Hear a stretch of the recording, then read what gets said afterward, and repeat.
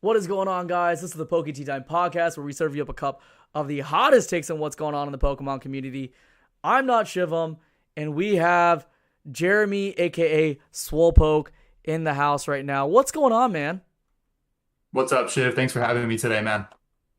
It's good to have you, man. It's a long time no see. It's been quite a long time since I've seen you. That's right. It's been a whole 48 hours, I think. Yeah. Good old solid 48 hours since I last saw you. 48 hours too long. Yeah. Too long. I guess I'll see you soon again in Miami. Yes, sir. I'll be at Miami TCG Con next weekend. It's kind of crazy how all these shows are like running back to back to back to back. I'm still recovering from this past weekend. Yeah, definitely had to ice the feet after being on them for 48 hours straight. Yeah, it'll definitely test you. These shows will definitely test you, especially if you go and you're running around and you're trying to make those deals or you're trying to talk to people. Like just there's just so many different things that you can do and not enough time, unfortunately. But For sure. let's go ahead and get right into it. We have Jeremy in the chat, aka Swolepoke. Go ahead and tell us who you are. I know you've been a long-standing and credible member of the Pokemon community for a long time, way before I even came into this space. You've just been around. A lot of people know who you are, but just go ahead and tell people how you got started in the hobby, what made you stay in the hobby. If you got out of the hobby, tell us about that. Give us the whole spiel. Tell us how you got back into it and then what made you stick with it. Give us a whole rundown. Yeah. So, like you said, my name's Jeremy. I am Swolepoke on pretty much any social media platform you can find me. Um, yeah, it's super simple. I'm a 90s kid, grew up in the 90s. Pokemon, everybody was into it. That passion was immediate with the video games. I had Pokemon Blue, Pokemon Yellow, and I was just obsessed. Um, and I collected it like everyone else did, I think until 12th grade, and then had my falling out and switched to Yu-Gi-Oh! Traded all of my cards for one Blue Eyes White Dragon, I remember, because that was like the hot card of the summer.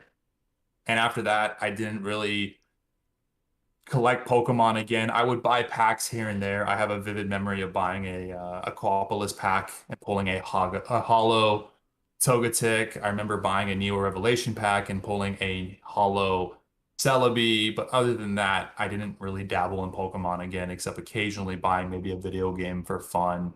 It wasn't until my 18th birthday, my parents bought me a black and white Legendary Treasures booster pack. I think that's the one with Radiant Collection in it. Mm. And when I opened the pack, I had pulled a full art Shaman, and that was the first time I'd ever seen a full art card before, and it just blew my mind. Just where Pokemon had started for me as a kid to where it got to now, I couldn't like fathom this art and how they were making cards essentially. And that night I went online and just started searching the heck out of what Pokemon was now, cards, the new designs, everything. And I remember I was on Amazon because at the time I didn't trust eBay. A lot of people didn't. And I added the Mew EX, the Reshiram, the Shaman, and I think Pikachu to my cart. And it was $20. And I could not bring myself to hit buy now. So it's funny looking back and thinking $20 was the hardest decision to spend money on Pokemon. Well, 10 years you fast forward, and that's something I do for fun on the weekend when I want to bust open some packs. And so it was that same year I got onto Instagram. Back then I was Pokemon Gym Freak was my name. Makes sense. And there Makes was, sense. yeah, there was barely a community at the time. The way people would track each other down was through hashtags. You would search up Pokemon TCG, and that is how I met pretty much all of my friends through Pokemon and people I still talk to today. And that was almost 10 years ago that started. So I've been on the Instagram game for 10 years for Pokemon, and I've been collecting that entire time, and I've never taken a single break. That's insane, dude. 10 years? Yeah, 10 years on the dot is like where I'm coming up on right now. Jesus Christ, that's a long ass time. It, it's it definitely is interesting because I've just been involved for the past 3 years, and obviously we've seen a lot happen in the past 3 years or so in this hobby so far. So I'm just absolutely enamored to just think of all the deals or all the potential things or what eBay was like at that time. Like what Yeah. what was some of the craziest stuff that you possibly saw on eBay? Like what are the things that you passed up on? There's just so many questions to ask and not enough time. We might have to continue it over to another future podcast. But Sure. what would you say was the one thing that you tried to chase after when you finally got back into the hobby? What was like that one thing that you were like, man, I had to get this now? Because for me, it was a it was the Mario and Luigi full art cards. When I Yeah. got back into the hobby, and you know, I put it off. I still don't have it to this day. But that was the one thing, like, you know, when I was looking at on the internet, I was like, man, these cards look really cool. It would be nice to have these cards. So Yeah. what was it for you that you were looking for at that time? Coming back into the hobby after taking such a long break, there was a lot. The same chases then are the same ones now. Obviously, I was attracted to gold stars, to shinings, to EX cards. So nothing's really changed. I was still chasing those as most people are today. I think the most unique thing that I found very early on was the vending series Masaki Gengar. At that time, back then, Japanese websites, Japanese middlemen, shopping abroad was not easy at all. It was near impossible unless you had very, very good connections to those markets through people who lived in Japan, which was little to no one. And so I was always on eBay trying to find a Masaki Gengar. And I think even then, which is crazy because the pricing is still pretty close to what it was 8 years ago. I think I paid like $100 or $150 for a raw played copy because I could not find one to save my life. It just would not pop up anywhere. So a guy from Japan listed it on eBay. I think I took a full day to think about it and then I just went for it. And that was my grail and still one of my favorite cards to this day. Dang. Because Yeah. I know for me, I feel like things have kind of gotten a little bit easier. There's a lot more shops from Japan that do sell stuff here to the States, but I feel like if it's one of those like one-off things, one of those very, very niche things, um, you definitely have to have someone there on the other side to kind of help you out. Um, Yeah.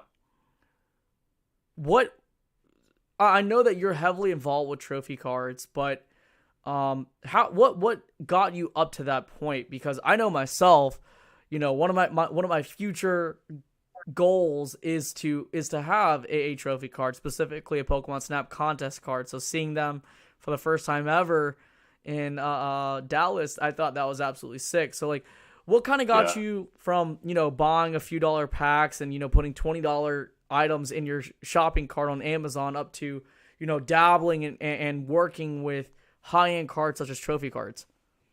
Yeah. So for someone like me who's not a millionaire or the millionaires that are joining the hobbies these days, just buying out the market, it was a slow um, buildup of purchases that slowly got me comfortable and being at a place where I felt okay buying a trophy card. Because that $20 purchase obviously made me a little more comfortable with 50 and then 100 and slowly working my way up. And I think what happens, and this happens to a lot of people in the hobby, is everyone comes in from after their years and years of not collecting as a kid, and everyone's immediately attracted to the base set, the fossil, the rocket, the jungle.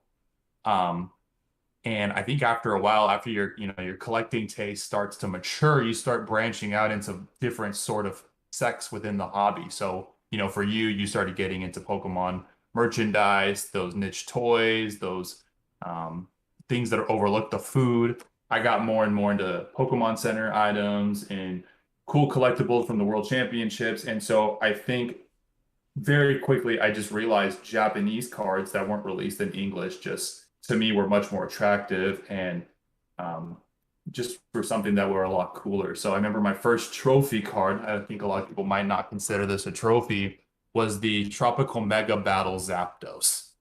That was the The first, phone card, right? yeah, so the phone card. I remember I paid $500 for that card, mint condition. And that was probably 6 years ago. And that was my biggest purchase to date. And it was the scariest purchase of my life. And it took every bit of confidence I had to hit the buy now button on that. And that really is what started the ball rolling and going down the mountain. So it went from, spending 500 on that to then I think I probably bought something for 1,000, then 2,000 and kind of just worked my way up. And now I'm spending, five figures on a trophy card if it's something I want or need for my collection. That's insane. Do you ever think that Yeah. opportunities like that will ever pop up again? Especially for people No, who are trying to get into. Okay, that's no. I crazy. mean, we're way past that point now. Um, just because, and and my theory is even though we're in a little bit of a recession with the hobby, Pokemon is our generation's sort of baseball sports card thing.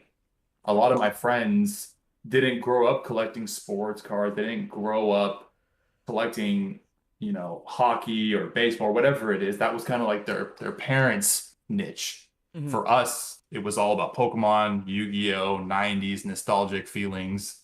And so I think as our generation continues to grow, we make more disposable income. I think Pokemon's gonna take over and be the new baseball. Of course, I think there's gonna be baseball cards that always stand the test of time, basketball cards that always stand the test of time.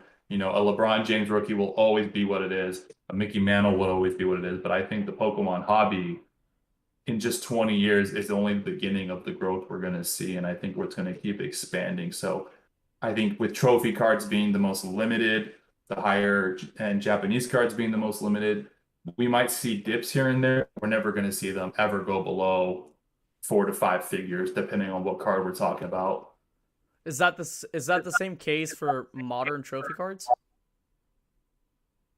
I think so. I think there's going to always be the highest desirability for the lowest popular or the lowest population of cards. So I think even modern trophy cards that are being produced and will be produced at Worlds 2022, how many cards can you say in our hobby have less than, 100 made that were only given to the best of the best? That's, you know, those will only continue to go up in value. And every Worlds before this one, trophy cards were going for under $10,000, at least the modern ones. I don't see even the fourth place trophy card going for under 10 grand at the bare minimum. Is it because more people are well informed these days about what could potentially happen to trophy cards? Yeah, and I think also there's a bit of a everyone is a wolf in this hobby trying to go after the same thing, so it's whoever the top dog is getting it. So Mm. me personally, I'd be more than happy to pay $10,000 for a fourth place full art Pikachu card, but I'm sure there's someone who would be willing to pay 15 and someone for 20, and it goes on and on. So it's all about, who can get it. And I think it's just a matter of knowing the rarity, the scarcity, and the fact that you are one of how many 10 people or 11 people or 12 people get a trophy card every year, and that's it.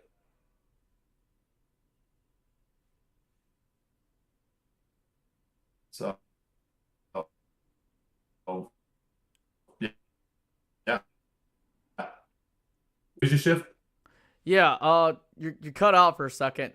But I'm pretty sure we got it. I think you're back to normal. Yeah. Um, yeah. That's a good way to put it. Honestly. Radar in the chat says, "Tell us the story of the trophy Pika you had for $4,000." Yeah. So I've told this story a couple times. Back in 20, I think 17, 2016, I remember that was the year where trophy cards, Japanese trophy cards, were popping up left and right. There was probably 4 or 5 trophy Kangaskhans that were public that year, a handful of University Magic cards, Tropical Winds, and even the number one, two, three trophy cards of the Pikachus, the Super Secret Mega Battle, and the Tropical Mega Battle. And at that time, I did not have enough money to be spending it on that high a tier of rarity when it came to cards. And there was a Pikachu, a 1998 number three Pikachu trophy card on auction. It was a little bit faded, and the starting bid was, I think, $3,000 or $4,000. And I placed a bid and I won. So I got the card. Yeah, so I got one of the rarest cards in the hobby. I got the card for $3,000. I get the card in person. And at that time, because the market was so inflated with so many trophy cards, I wasn't happy with the condition. It was kind of faded. There was an indent on the back, and I just thought, I've seen 10 trophy cards this year. I'll just get rid of this one and I'll find another. So I sold that card for, I think,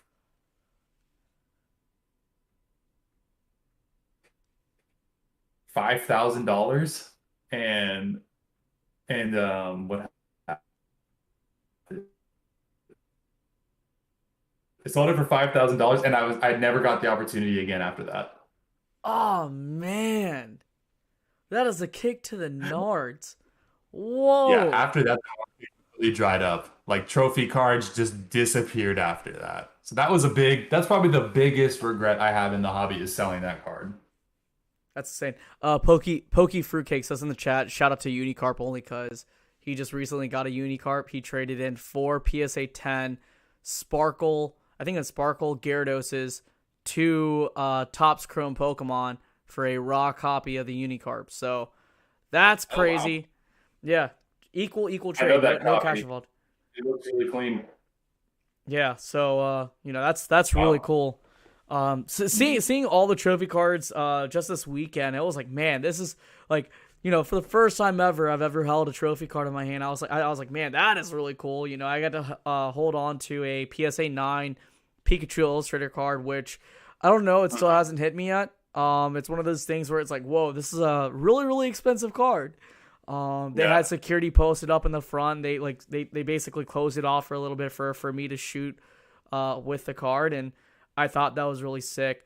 But I guess this whole trophy card discussion kind of leads us into this conversation of uh what's currently taking place in the market, specifically in the secondary market of Pokemon, and we're kind of seeing it happen in many different markets, whether it's IRL markets with interest rates going higher and higher. We averaged 8% just this past quarter. So that in mind, I kind of wanted to get your opinion as to what's actually happening. Do you think that with what's actually happening right now, do you think there's a lot of opportunities that are starting to open up behind long-standing TCGs? Do you think there's even more opportunity for newer TCGs? Yeah, so I think, if we're going to talk about the subject of Pokemon and what that looks like through a potential recession or a mini recession, it goes back to what I said. I think Pokemon is our generation's baseball, basketball, hockey, whatever sport you want to say it is. Mm. Most of us do not have any nostalgic attachment to any sort of sports card, but we all have a nostalgic attachment to Charizard, to Blastoise, to Pikachu. And I think that'll always be a thing for our generation.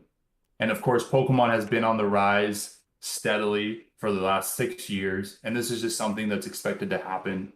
Me being in the hobby for the last 10 years, this isn't my first time I've seen cards dip or come down. It's just something that's natural with growth. And especially during such a weird time with inflation, interest rates, the housing market, just a lot of weird stuff. A lot of people, aren't as comfortable or as confident in what they're buying as they once were. But I think Pokemon will always stand the test of time as being one of the top TCGs. There's a reason why it's the highest earning media franchise of all time. It beats out Disneyland, it beats out Star Wars, it beats out all these top dogs. And it's because our generation has so much attachment to it, and we're continuing to fuel that fire. And same with the generation after us. They're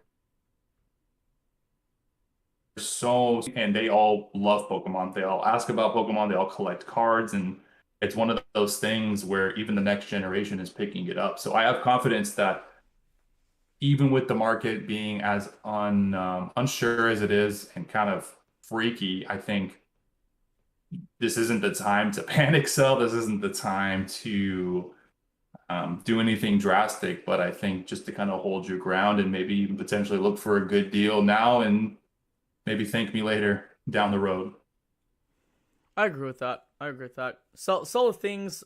We were well, not solo things. We were just. I just had a podcast. I think last week. It might have been the week Mhm. before with Eric, who's in charge of Miami TCG Con, and he gave Oh a yeah. really good piece of advice where he basically just told people don't overextend yourselves. Often at times people overextend themselves within a lot of different things, and it puts them in a terrible situation. But if you make the right kind of decisions where you are financially okay with putting money into, let's say this TCG or whatever sort of thing that you want to put your money into, um, then that's just the best way to do certain things and just not look back on it and not panic about it. Um, I kind of want to talk about more so on the newer TCG side. So I had Tanner from Cryptic TCG Yeah. a few weeks ago, actually. I think a week before their Kickstarter ended. And, you know, after having him on my podcast, I was very convinced after having him on my podcast to finally actually participate in a Kickstarter for the first time ever. Oh I man. didn't participate with MetaZoo. I didn't participate with any of these other TCGs, Man. but I participated with Cryptic. But one thing Yeah. was apparent, and Tanner kind of warned me about this, that this is the indie TCG era.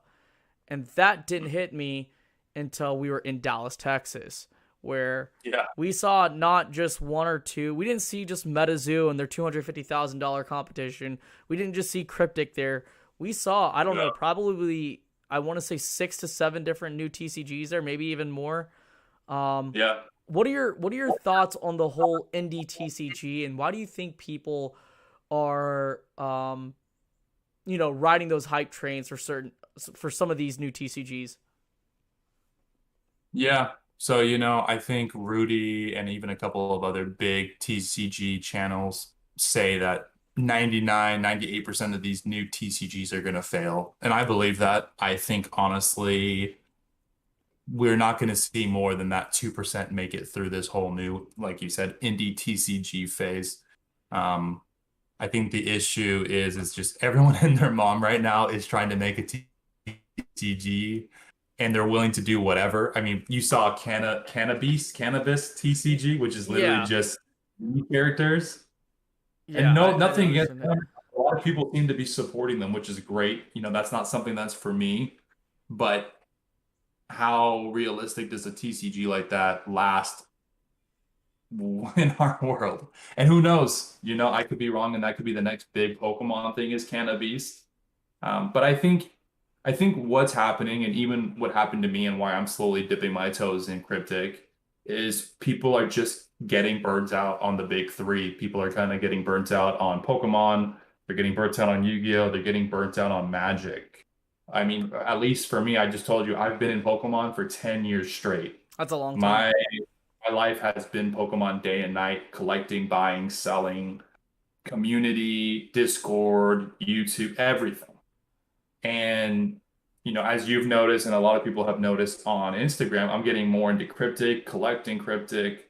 And it's honestly just refreshing to not look and think about Pokemon and just to kind of get something into new where you're not necessarily worried about the value. You're not worried about the competition. You're not worried about the community. It's just having fun and just doing what you did as a kid. And I think that's why we're in this phase of indie TCGs is the last 10 years, Pokemon, Yu-Gi-Oh, and Magic have dominated. And people are just looking for a different outlet to get back that feeling of collecting and playing cards again. Makes sense. Yeah. Why did you choose Cryptic over Canna Beast or Nostalgics or because I mean someone like yourself who's been in this community for so long, someone with the credentials that you currently have, I'm sure that a lot of people have showed up in your DMs saying like, "Hey, I'll give you this, this, this, and this for free." What made you say no to those, even though you knew you were going to make money, versus let's say something like Cryptic? Yeah. Yeah. So like you said, I've been reached out to by a lot of these TCGs in the past and declined them. I didn't participate in any of the Kickstarters. I dabbled for literally, I think like a week in MetaZoo and was immediately turned off by that. And honestly, the thing that made me not want to back all these and go with Cryptic is they all kind of follow the same format with how they run their company, what their goals are, and what they're producing for the public. And essentially, I get the vibe that every one of these TCGs are kind of trying to make a scarcity, rarity, valuable investment sort of thing, which kind of pulls on the collector side of a lot of people. But when everything is a low print run, everything is one of 100, everything's one of 1,000, it just kind of feels more like a pyramid scheme than it is an actual TCG. So you think it's more of this level of artificial rarity that's involved with a lot of these new TCGs, where it's just kind of manufactured for the most part, and people are just kind of taking advantage of that, and then expecting some other person to kind of buy in whatever they have, and then them just moving on to something else. Yeah, so it's kind of like these altcoins of like SHIB and Doge, where people are only buying in the hopes of making money down the line. And I think the creators kind of play into that a bit with making booster, when their Mm, booster boxes come out, it's only 1,000 made. When they make a promo card, it's only 100. It's always constantly this false idea of scarcity equals rarity, and it's not. mm, Um, and so what leads me to Cryptic and interests me with Cryptic and wanting to dive more into that is after meeting Tanner and the team, the biggest thing for me is artwork. So I grew up planning on going to college for graphic design. I was an artist myself for many years, and a lot of these TCGs that just didn't have the art that I think was needed to be a successful TCG. MetaZoo obviously takes a lot of its likeness from Pokemon, and I think a lot of these companies are just willing to hire anyone and everyone to make arts rather than actually spending the time finding good quality artists. And mm. these artists that they hire are obviously willing to work for free because who doesn't want their art made into a card that everyone is trying to chase after? So with Cryptic, after finding out they are working with Magic the Gathering artists and just the artists they're working with right now, for me, I I think it beats all these other TCGs as far as the quality of the art. And that's a personal opinion, but I walked around all of Collecticon at these booths looking at the artwork, and a lot of it felt like art I was drawing very early on in my career back in junior high and high school. And that's not, I think, a vibe or a feel that you want for a successful TCG. Not your art should not be something someone thinks I can draw that. Or, it's not of a certain standard. And Yeah. then the flip side of that, a lot of these TCGs that are coming out don't seem to care about the actual playability of a card game. They all have a very basic to no sort of game that backs the actual trading card game. It's either, very simple like attack and defense, and that's it with like a basic spell. Whereas with Cryptic, I found out is they actually have a lead game developer and a team of developers that are working on actually making a very fun but complex trading card game that actually takes some effort and has some strategy to it. Hmm. And I think a lot of these TCGs aren't doing that, which is why Cryptic, in my mind, is going to stand the test of time when it comes to these other trading card games because they're actually trying to make a trading card game first before making a hype beast collectible rare you're going to quadruple your money in a couple years sort of approach. And you could immediately pick that up anytime you listen to Tanner in a podcast. Is it's not about the money, it's not about trying to create scarcity or rarity. Every single print run that they've done is online and available for the public to look at. No other TCG is releasing those kind of numbers. And whether that's a good thing or a bad thing, I just think the transparency that Cryptic shows, the money they're willing to invest in artists, into the game developers, just gives me a confidence that they want to make an actual TCG that will last and be that 2%. Yeah. No. I sort of did the exact same thing. First day after getting myself checked in on Friday, I went through. I met up with you and Tanner. Sat at the booth for a little bit, just caught up with you guys for a little bit, and then that was pretty much it. I didn't really do too much talking with you guys outside of that. Then the next day rolls around, and I didn't even get a chance to come to Tanner's booth. You were there playing a few games. I didn't really get a chance to, delve into it even though I've been meaning to, because I had just so many different things going on as far as producing content, having a videographer with me and shooting just a bunch of different stuff. But the next day I made sure to come by. And before coming by, I did make it a point to, go through all these new TCGs. I went to the Canna Beast, I went to Nostalgics, and I went to Otherverse. And, without, I'm not trying to be rude or anything, it just felt hyped. It didn't really feel like anything was going on where people were actually sitting down to learn the actual TCG. And even though I'm a huge collector, everyone knows that I just purely collect. I don't really play TCGs or anything, but I know the importance of playability. I understand the full importance of a TCG being playable. And that's where and I understand that should be the main focus of a TCG, because even in a great example is what's actually happening now. We are potentially in a recession. We're on the cusp of it. And when collecting goes aside, what actually lasts? The fact that people are able to play the game, regardless of what dollar figures associated to any sort of card, there is that level of playability that's still there, that people can really enjoy. I think MetaZoo is, at first that's what they were kind of about. It was just purely based on this collecting thing. They did just have this tournament. For me, it could be anything. Like what MetaZoo is now could definitely change in the next 4 or 5 years. It's just how well or how willing are people at the very top willing to see these things and pay attention to those things and take it very seriously. Because at the end of the day, I think a lot of these new TCGs do watch each other. Like, I know that for a fact. I know Otherverse is probably watching Nostalgics. I know they're probably watching Cryptic. I know that this is sort of a competition. And that in mind, I know that a lot of people are kind of watching each other in that kind of capacity.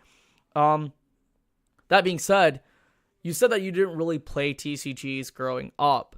So how many games were you able to play of Cryptic while at Collecticon?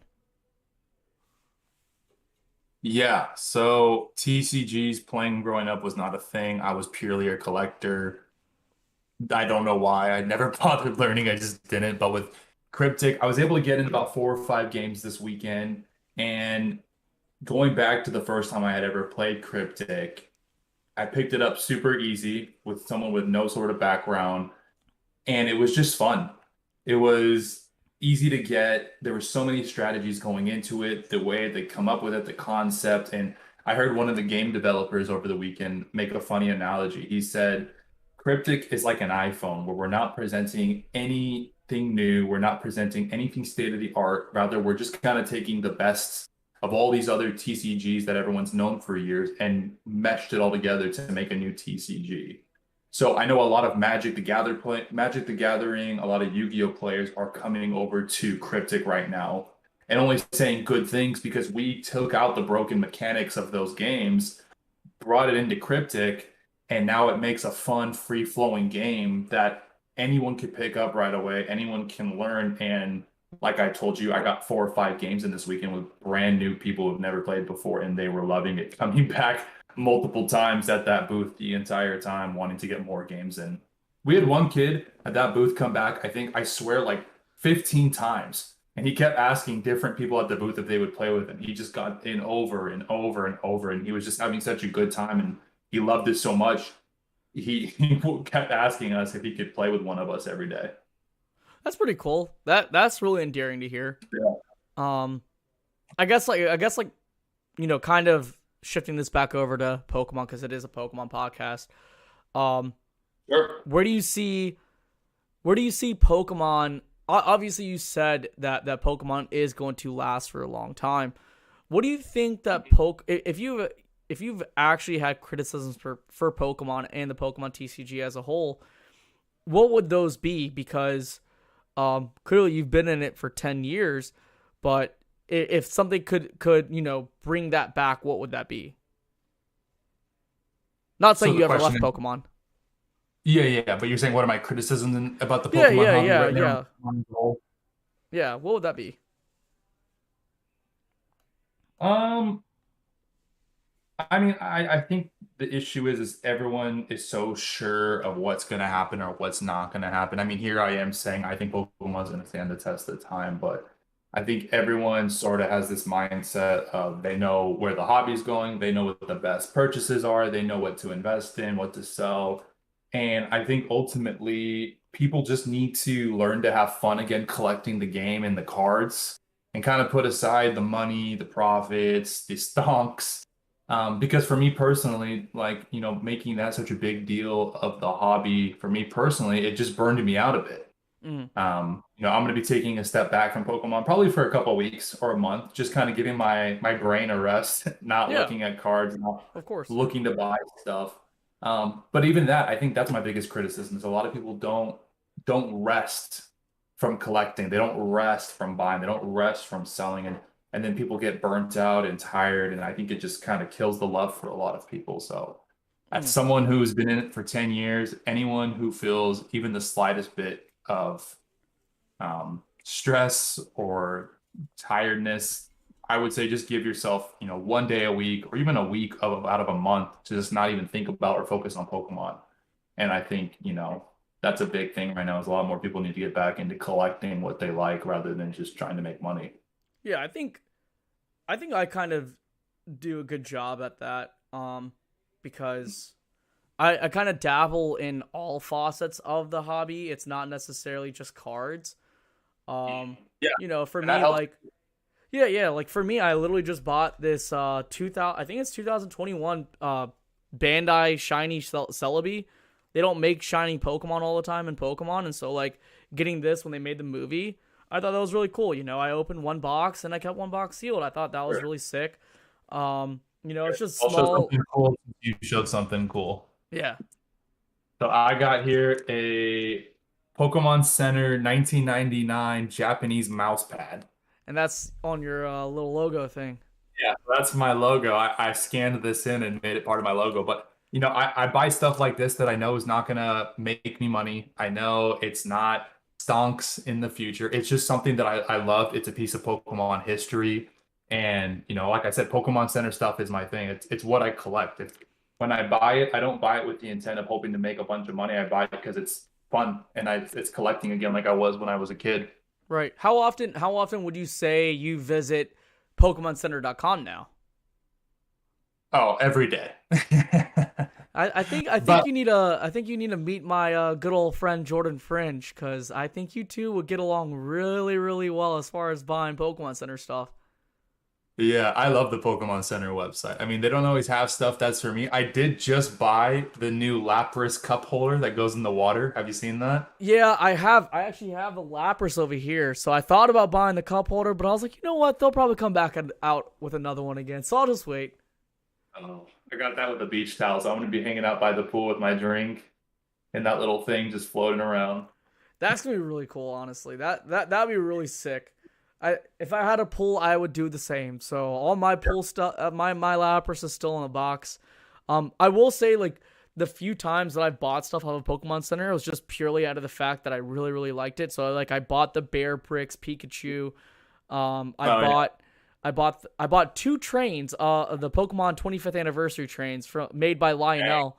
Reason why is because like I bought one for myself, and then my dad Yeah, saw it. My dad's a huge, huge train guy. Like has always been one since he was a kid. And if you talk yeah, to any of our parents, they know how like big Lionel is. And yeah. for him, he was like, man, it's my dream to one day own a Lionel train set. So I was like, fuck it, let's go ahead and get you a Lionel train set. So we have both of ours, and originally we were gonna take it out of the box and set it up and do whatever we wanted with it, but we kept it in the Sure. box because we found out that it was numbered. But I actually took mine out of the box. It's still with a plastic wrap around it. Dad has a lower number than mine, so he kept that sealed. But just to see it as is, I think that's like the coolest thing it is. Like I don't know, Yeah. like they didn't sell out. I don't. It could still very much be on PokemonCenter.com, but it was just one of those things where it's like, man, like I love trains, but dad loves trains. It's like one of those things where we're like, he doesn't really get Pokemon, but I get trains like him and I like it's just it's a level of common ground, you know? For So, sure. Cool. yeah, I really do think you should talk to my friend Jordan French. That dude goes ham on Pokemon Center. Does he? Yeah, yeah, yeah, all the time. I'm gonna let him know after this. It's like, hey man, we Wait. actually talked about Pokemon Center on our podcast. I'm like, really? That's our thing, because he talks Yeah, about it with. I'm old school Pokemon Center, but I love the new stuff too that they're making. I definitely put an order in every couple weeks when stuff's on there. Yeah, what would you say is like your prized possession that is not a card as far as Pokemon goes? Man, I got a couple. That guy's one of them. I was showing that to you before the podcast started, and here I'll show the full thing again. Oh, oh man. Oh. So this thing is massive, as you can see. It's like 4 feet, 3 feet tall, something crazy. But yeah, so that, as I was saying, is a Pokemon Center New York 2001 subway bus stop advertisement. So obviously they had those in the metal frames on the subway stations at the bus stops, advertising the opening of the first Pokemon Center back in, again, I think like 2001.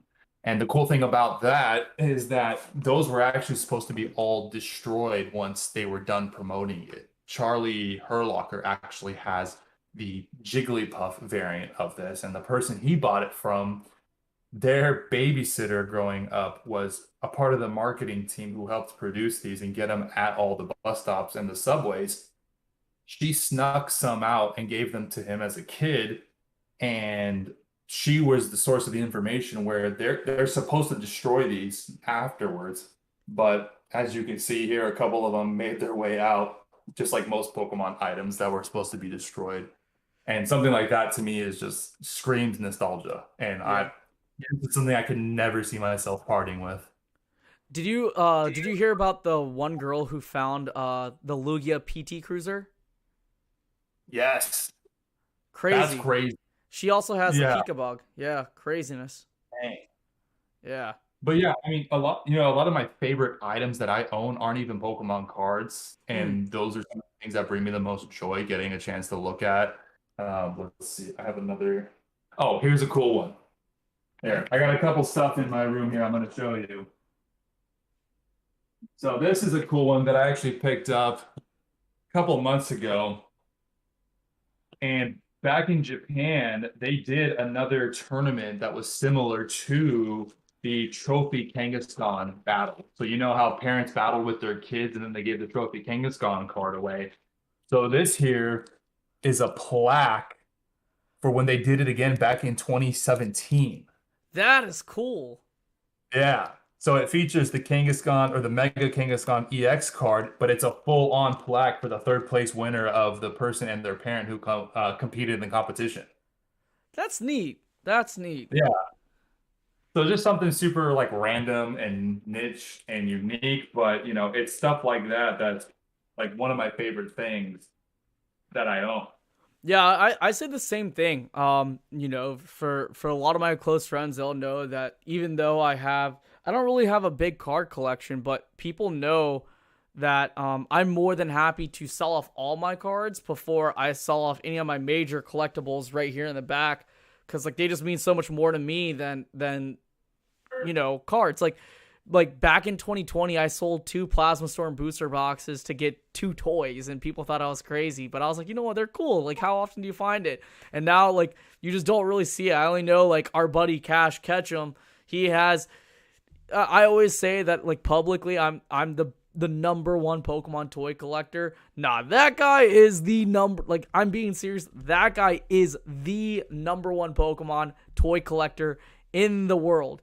And I mean that, right? Like I 100% mean that, because like he has probably the most comprehensive shiny Pokemon toy collection in the world. Just stuff that like you'll never ever see, like stuff that still has no pictures of. But yeah, I just think that like collectors like that take time to appreciate things outside of just the cards. I think that's what it's all about, right? Like, you're not a Pokemon card collector, you're a Pokemon collector. And Yeah. That's really cool. What is it? What would you say is something that you're looking forward to as far as Miami TCG Con? Because like I know you're gonna be there. I know you're probably gonna be playing a bunch of games uh of Cryptic. What's something else Yeah. that you're looking forward to over there?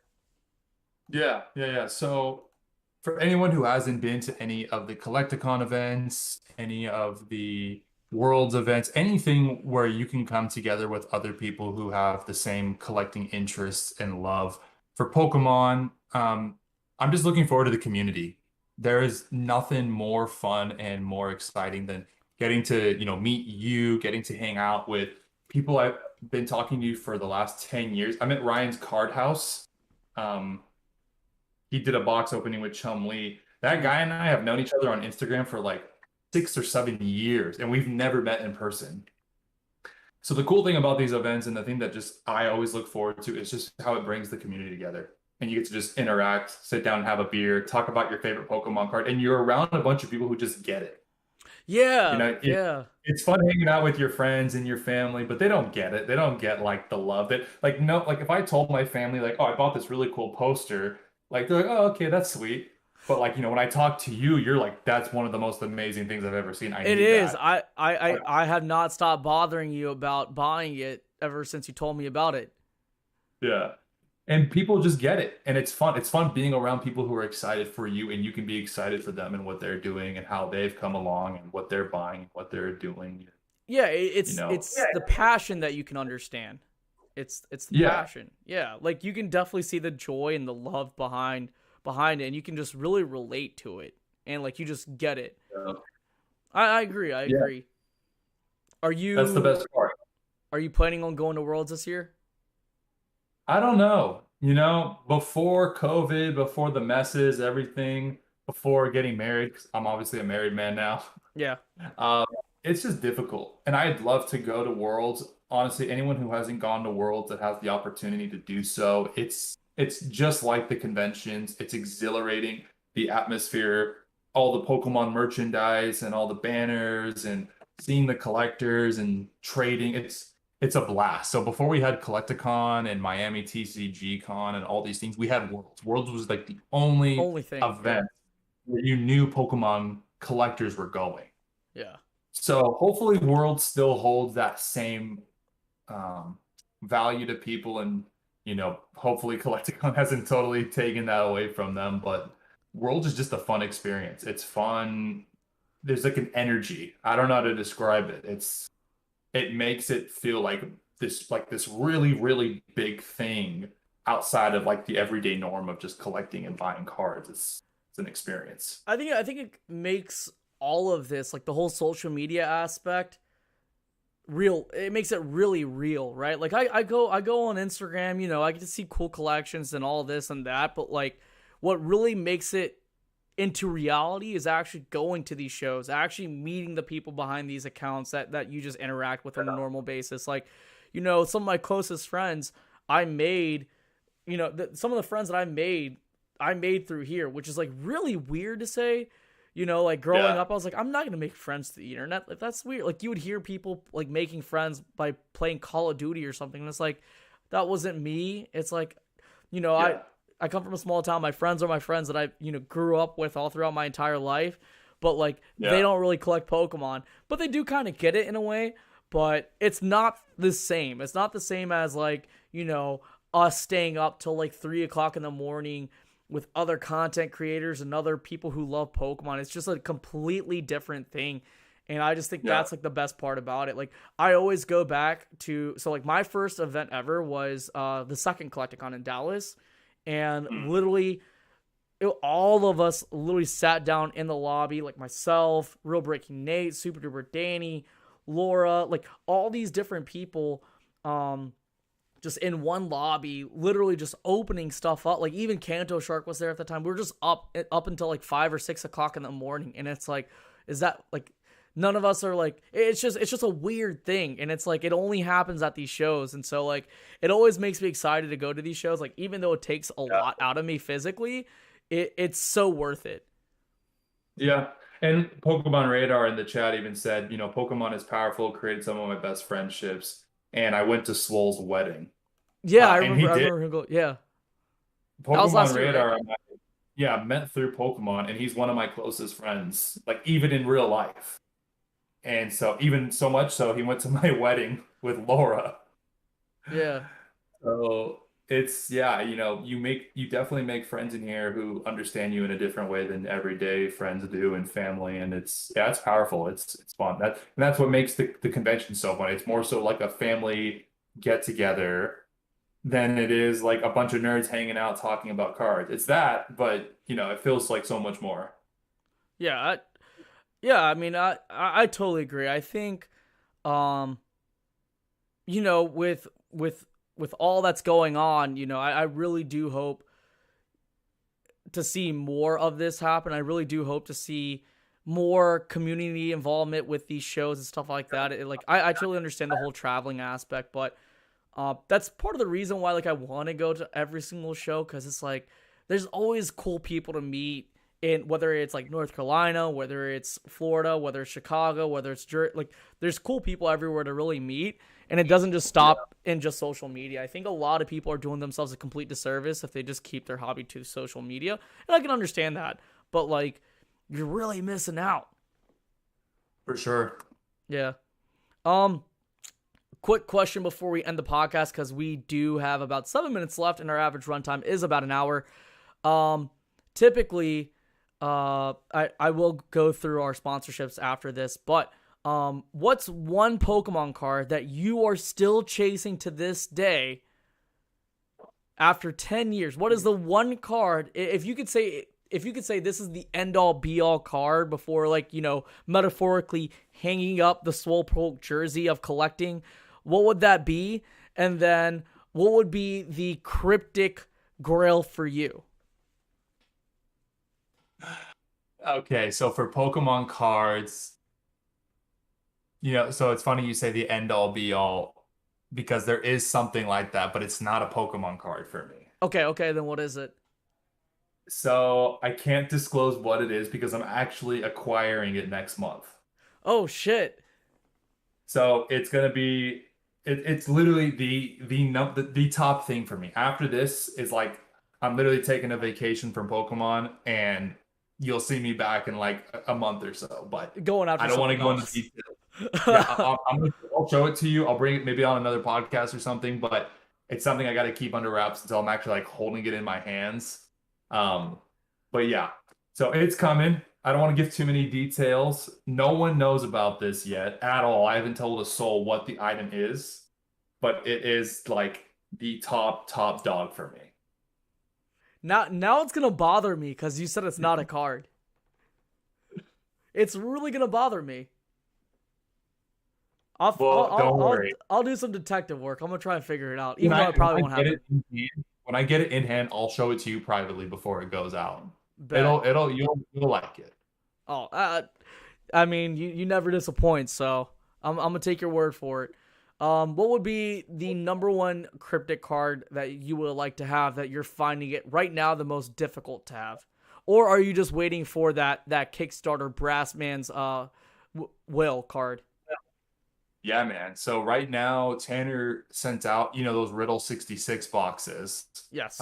Those items are hot right now. Everyone who's in Cryptic is trying to get those boxes, trying to open those packs. And the Yeah, reason I is, kind of undersold my 66 Riddle box to Radar. I heard.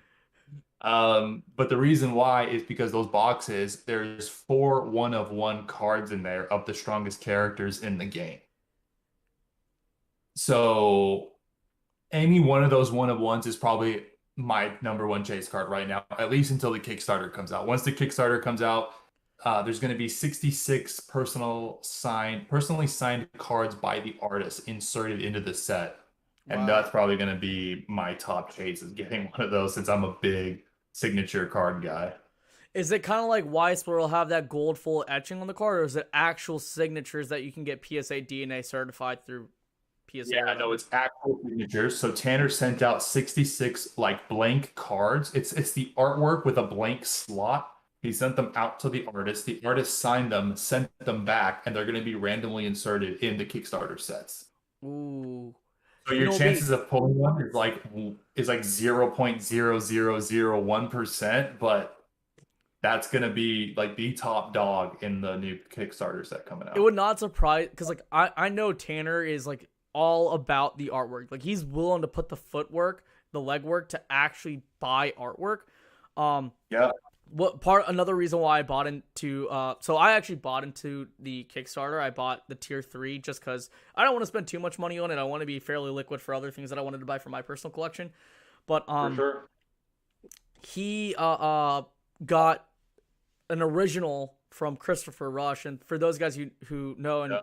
Jeremy, you could probably correct me if I'm wrong on this, but I think to this day Christopher Rush is the only American to have illustrated a Pokemon card. Yes. Yeah, which is Or crazy. he's So the first at least. Yeah. yeah, he's the first at least. Might still be actually to this day. I don't know if there's any American or US artists who design any of the cards. Yeah. And for those guys who do not know, Christopher Rush is the illustrator behind the world's most expensive card, which is the Black Lotus. Which, you know, when Tanner told me that whole story, and you can, if for those guys who do not know, you can go on the Discord and actually go back to him, like kind of recounting and telling the entire story behind him actually acquiring the piece of artwork. I thought that was really cool. I think the artwork is really dope. And just the story behind like why he illustrated that, I thought that was really sick. But I think that's like the one reason, like I think that right there is my chase. But yeah, as far as Pokemon goes, I think the end all be all for me, like as far as cards go, it'll probably have to be one of those Snap contest cards, just because I wanted to match my Pokemon Snap contest machine. I mean my Pokemon Snap machine. That's the only reason why. That is it. That's Good it. luck. There's like a minimum $50,000 price tag on any of those cards. Yeah, I would have to Yeah. sell like a third of my collection to be able to get that. And I don't want to do that. I But think Pokemon Radar in the chat owned one and sold it, so he probably did that a little too early in his collecting career too. sheesh. No, I'm just Yeah, man. I just like collecting my small things here and there, and I'm content. You know, like if you know someone told me today like Shiv, you have to stop collecting, I'll be sad. But you know, I'm very happy about what I've been able to accomplish in 3 years. But that's why like I also collect different TCGs. Like I collect Yu-Gi-Oh, I collect Digimon. I might, who knows? I might start collecting freaking Neopets soon. I don't know. But yeah, just kind of start closing it out. Let me go ahead and talk about our sponsors real fast. But before we talk about our sponsors, guys, make sure you hit the like button. Make sure you hit make sure you smash the comment button. And type something. Make sure you leave a 5-star review on both Spotify and Apple Podcasts. I really do appreciate that. We're trying to get our downloads up on Spotify so we can monetize not only this channel, but also our Spotify, well, our Buzzsprout hosting feed. But we just hit 800 subscribers. We're on track to hitting 1,000. That's pretty crazy for me because we've basically increased our subscriber count very substantially, like in the past 2 months, which I'm very happy about. Talk about our sponsors real fast. TCG Stadium is an online card shop based in Nashville. They sell Pokemon and Yu-Gi-Oh product. Make sure you go check them out at tcgstadium.com. We also have the Pokemon Network. Pokemon Network is also this short Asian guy. He kind of has like a big head on him, but he's happy to cut a deal. So make sure you hit up the Pokemon Network on Instagram or on Facebook and talk some business with them. Then we have Double Infinity Gaming. Double Infinity Gaming is another online card shop based in Florida. And Will and Julie, they're just happy to take care of you. They're really, really big in Magic the Gathering right now. Make sure you hit them up at any, if not all, SGC cons. They will be at Miami TCG Con as well. Make sure you say hello to them. And the Collector app. We're not sponsored by them, but we like being able to provide you guys, the audience, value. So make sure you download the Collector app. It is a free app. It is the most advanced portfolio tracking app to this date. They are just now starting to work with TCG Player. You can now integrate your TCG Player account with the Collector app and track multiple TCGs as well as Funkos and basketball cards. And that's pretty much it. Jeremy, would you like to plug in yourself in all your social medias and tell anyone any news that you'd like to tell people or any projects that you're working on? Yeah, so like I said, right now I'm really just on Instagram, Swolepoke. I'm sure most of you already follow me. If you don't, please go follow me. And that's it. Like I said before, if you guys are getting burnt out on Pokemon and you need to try out a new TCG and you want to have fun with collecting again and playing, I highly recommend Cryptic. I've checked out a lot of the other ones and they just didn't really do it for me. So I think that says something about, where I'm going with things. So that's it for me, man. Thank you for having me. Yeah, man, I appreciate you coming on. I'd like to have you on in the future. Um, Yeah.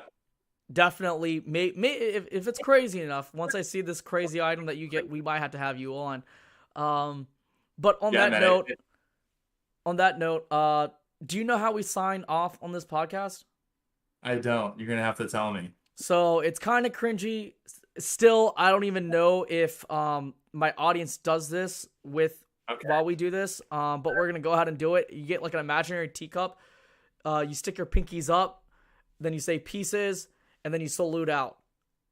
So you So sip literally up. drink, eat, salute. Yeah, so sips up, deuces, and peace out.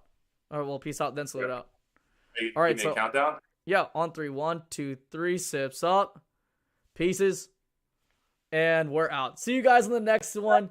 We'll probably be here on next Tuesday. I don't know who my guest is. If you want to know, if you wanted to pick who my guest is, just send me a DM or something.